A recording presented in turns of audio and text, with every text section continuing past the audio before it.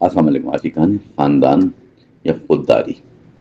گھر کے اندر عجیب سا تناؤ پھیلا ہوا تھا، ہر چہرہ کسی فیصلے میں الجھا ہوا، خاموشی بھی جیسے چیخ رہی تھی۔ خاندان یا خودداری کا سوال اٹھاتا تھا۔ ایک راستہ سب کو ساتھ رکھتا تھا، دوسرا راستہ دل کو بچاتا تھا، مگر دونوں ساتھ ممکن نہ تھے۔ وہ کمرے کے بیچ میں کھڑا ہوا سوچ رہا تھا، اپنے سانسوں کی آواز سن رہا تھا۔ دل کہتا تھا خود کو نہ بیچو، مگر ذہن خاندان کی طرف کھینچتا۔ بچپن کی یادیں آنکھوں میں آئیں، جب سب ایک دوسرے کے سائے، ایک اور خوشی بانٹا، سب کی عادت۔ باپ کی آواز گونجی، سخت لیجیے، ہماری عزت سب سے پہلے ہے، تمہیں ہمارے فیصلے ماننے ہوں گے۔ یہ جملہ دل پر بوجھ بن گیا۔ وہ کچھ ماننا چاہتا تھا، مگر الفاظ لبوں تک آ کر رک گئے، کیونکہ احترام بھی ضروری تھا۔ اسے میں ماں کونے بیٹھی رہی، اس کی آنکھ میں التجا چھپی ہوئی تھی۔ وہ بیٹے کا درد سمجھتی تھی، مگر گھر کو ٹوٹنے سے ڈرتی تھی۔ اس نے آہستہ سر جھکا لیا، دعا میں ہاتھ اٹھا لیا کہ راستہ نکل آئے بہتر۔ بھائی نے سر لیجے میں کہا، خاندان کے خلاف جانا غلط ہوگا، ہم سب نے تم پر بھروسہ کیا۔ یہ الفاظ تیر بن کر لگے۔ اس نے خود کو تنہا محسوس کیا، جیسے سب اس کے خلاف کھڑے ہیں اور کوئی اس کی بات نہ سمجھے۔ رات گہری ہوئی، مگر نیند نہ آئے۔ خیالات کا طوفان دل میں اٹھا۔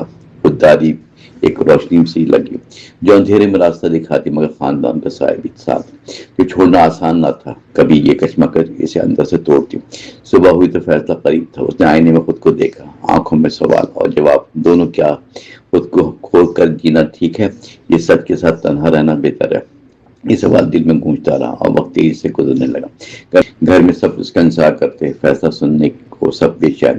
وہ آہستہ سب کے سامنے آیا، سانس بھاری اور دل بے قرار۔ اس نے نظریں اٹھا کر سب کو دیکھا، ایک لمحے کو خاموش رہا، پھر ہمت کر کے بولنا شروع کیا، میں آپ سب کی عزت کرتا ہوں، مگر خود کو کھونا نہیں چاہتا۔ یہ الفاظ کمرے میں گونج اٹھے اور سب کے چہرے پر حیرت پھیل گئی۔ باپ نے سختی سے اسے دیکھا، مگر وہ اس بات نہ جھکا۔ اس کی آواز میں سچائی تھی۔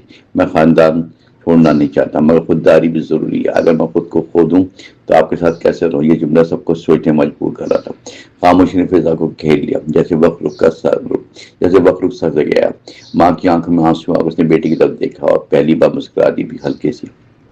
شاید وہ اس کی بات سمجھ گئے۔ باپ نے بھی سر جھکا لیا، غصہ آہستہ کم ہونے لگا اور سوچ نے جگہ لے لیا۔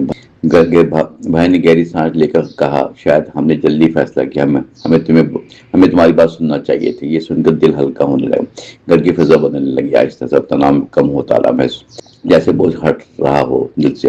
باپ نے آخر کار نرم لہجے میں اپنایا، آخر تم سچ کے ساتھ ہو تو ہم تمہارے ساتھ ہیں۔ یہ جملہ سب کچھ بدل گیا۔ اس نے آنکھوں میں نمی محسوس کی اور دل میں سکون اتر آیا۔ یہی وہ لمحہ تھا جس کی خواہش خاندان و خودداری ایک ساتھ آئے۔ یہ ممکن لگا اس لمحے جب سچائی کو جگہ دی گئی اور دلوں کو سمجھانے کا موقع۔ یہ ایسا رشتہ ہوتا ہے شاید جہاں زبردستی نہیں، محبت ہو، ہر الفاظ کی قدر کی جائے۔ اس دن کے بعد سب بدل گیا۔ گھر میں بات سننے کی روایت بنی، فیصلہ مل کر ہونے لگا اور اعتماد مضبوط ہوتا رہا۔ انہوں نے خود کو کھونے سے بچایا اور خاندان کو بھی سنبھالا۔ یہی سی اصل جیت ٹھہری۔ رات کو سکون سے سویا، دن میں کوئی بوجھ باقی نہ رہا۔ اس نے آنکھیں بند کر کے سوچا، سچ ہمیشہ مشکل راستہ ہوتا ہے، مگر آخر میں روشنی دیتا ضرور۔ یہ زندگی کا اصل سبق جو ہمیشہ ساتھ رہتا ہے انسان کے۔